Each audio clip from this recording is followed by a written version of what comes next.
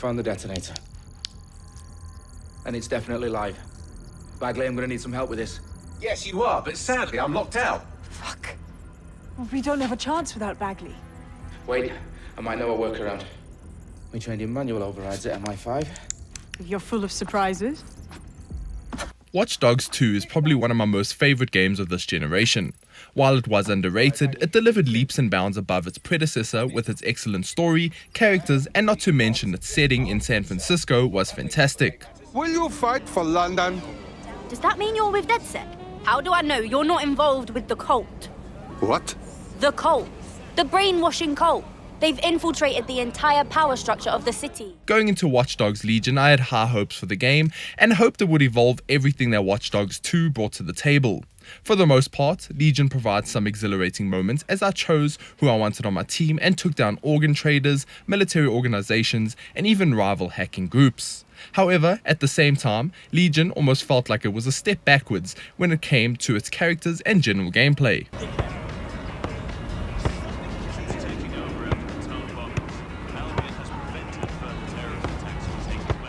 The recruitment system often gets in the way of what's going on, and while it tries hard to develop the story, I often felt disconnected by these random people I picked up off the streets. Give it a go.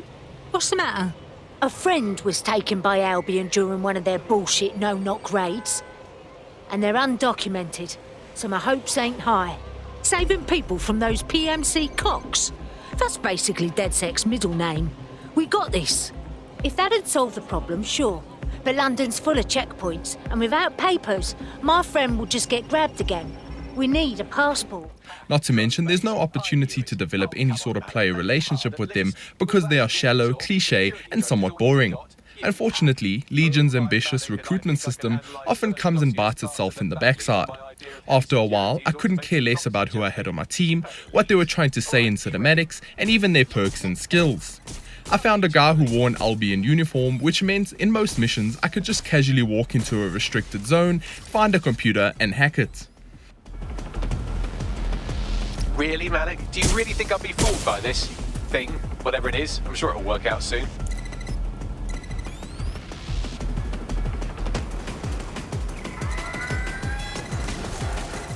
This is what Legion is all about. While there's a lot of variety to choose from when it comes from the recruits, the gameplay is the opposite. In every mission, I hoped for the wow factor, and it just never arrived. Sure, the odd car chase and mid-air fight between a bunch of laser shooting drones were fun, but these moments are few and far between. Not to mention that London, while being meticulously detailed, is just dull. Perhaps I'm comparing Legion to Watch Dogs 2 too harshly.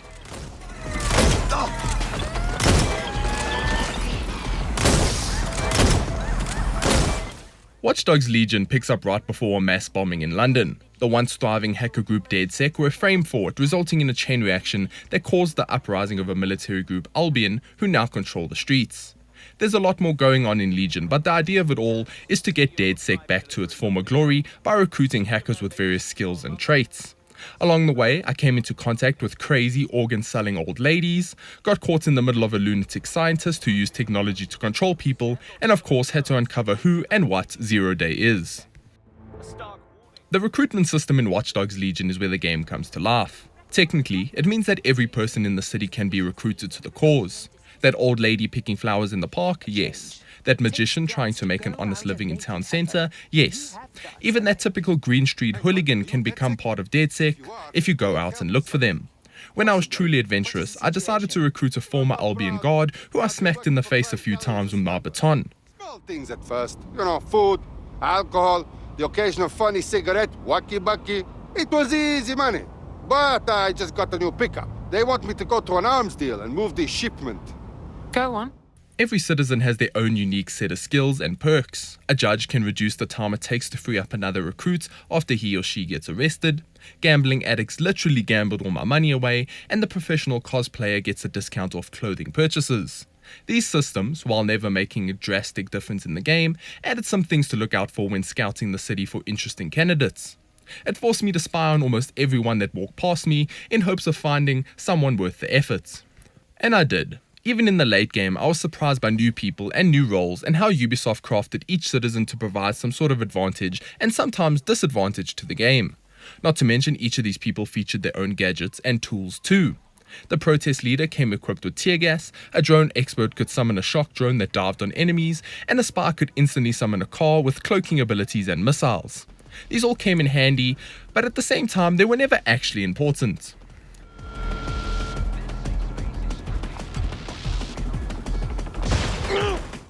This is something I hoped would be different. In Legion, you can easily get away with just playing the game with a basic roster of recruits.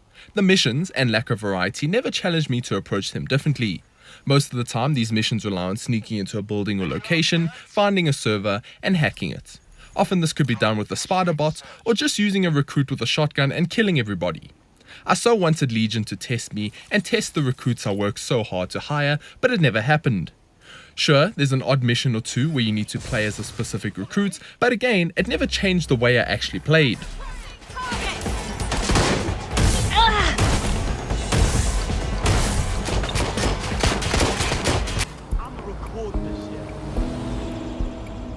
Some recruits also have perks, like the ability to summon a cargo drone, but those are also scattered around the city, and when I needed one in a mission, I would just find a launch pad and call it in. Not to mention, tech points are also used to purchase new gadgets and skills, and many of them could easily replace the recruits list too. One recruit had a turret spider bot, which is also an item I could unlock using tech points found across London. There's surely been a lot of effort put into the recruitment system, its perks and its various personalities, and the way you're meant to play the game with them. However, there's just not enough drive to follow the system, and it's a real shame. I would have totally used the hacker that has a reduced cooldown on arming traps if I needed it, or chosen the increased melee damage recruits, but traps are cheesable and pumping someone full of lead instead of knocking them out is faster. Not to mention, there are even recruits that have a permadeath risk, meaning if they die in a mission, they could be dead for good.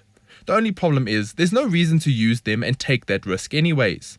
It would have been pretty cool to have some sort of godly ability on these characters, and in turn have a massive risk in using them. Overlooking the recruiting system, Watch Dogs Legion is still enjoyable. Missions, while lacking the excitement and variety from the second game, made me feel like a badass hacker. Infiltrating a compound had different ways to approach it. I could fly onto the roof using a cargo drone, spawn a spider bot to head through the vents, or cloak myself and just run from cover to cover. Even if the AI saw me, they never really came close unless they spotted me for a few good seconds. If things went south, I pulled out a gun and started shooting. I could hack a counter-terrorist drone, fly it around, and blow people up. These were the best times in Legion, when every skill my recruits had and every weapon I arrived with was put to the test. There are also some really great only in Watch Dogs missions where I got to fly a micro drone through a server while avoiding wires and heat sinks, help Stormzy the Rapper, and most of the finale missions linked to the story chapters are great to play through. Don't get me wrong, Watch Dogs Legion is fun, but its foundations are a little wonky. The sad part is that the recruiting system feeds into the way you consume the game's narrative too. These recruits did not help me invest in the game's story at all because facial animations are bad and voice acting is off-putting. It's a mixed bag because the recruit you had with you is the one you have to put up with in the cinematic when it rolls around. Most of the time they sound extremely rehearsed and cheesy. I then began to lose interest in a mission and the story because who cares what's going on when your character is a very stereotypical Indian person with an extremely Indian accent. Great timing. I need a hand with something. We're ready for anything. What have you got? So, me and my friend, we ran with this activist group thing, doing protests and all, sticking it to Albion any way we could. What's up? You've been planting evidence for Albion. This is very dangerous job. You understand? Hey, I'm not doing this because I enjoy it. They have serious dirt on me. If I don't help them, I'm screwed. It is as if Ubisoft took the stereotype dial and cranked it up to 100. A massive step back compared to the excellent roster of characters in Watch Dogs 2. London makes for a somewhat decent place to get your hacking on. There were some iconic locations I visited during my playthrough, and I did some crazy things in them too. Once I cleared an area, I could take on the Borough mission. These were mostly all enjoyable and centered around landmarks and making a statement. Unfortunately, London also starts to blend together after a while. Once you've seen a dozen alleys, you've pretty much seen them all. The game's visuals are also rough at times. Distant objects are rough around the edges. The people of London are your typical I'm going to randomly glitch into this wall sort of NPCs, and the performance, well, that's a whole other story. Playing the game on the PS4 Pro, the system simply can't keep up. Car chases would stutter with a drop in frame rate during the worst times. It ruined the fast moments in the game for sure. Watch Dogs Legion is not a bad game, I just believe it was too ambitious for its time. The recruiting system could have been something great, but instead it's shallow and delivered cliche characters with no real purpose. Unfortunately, this does not help the gameplay and story at all. There's a lot of fun to be had here, but if you start expecting more than that, you're going to be a little let down. But that's all our thoughts on Watch Dogs Legion. What do you guys think? Are you looking forward to the game? Let us know down below. As always, thank you so much for watching. If you enjoyed, please consider liking and subscribing. And until next time, farewell. And it begins today. 0 day.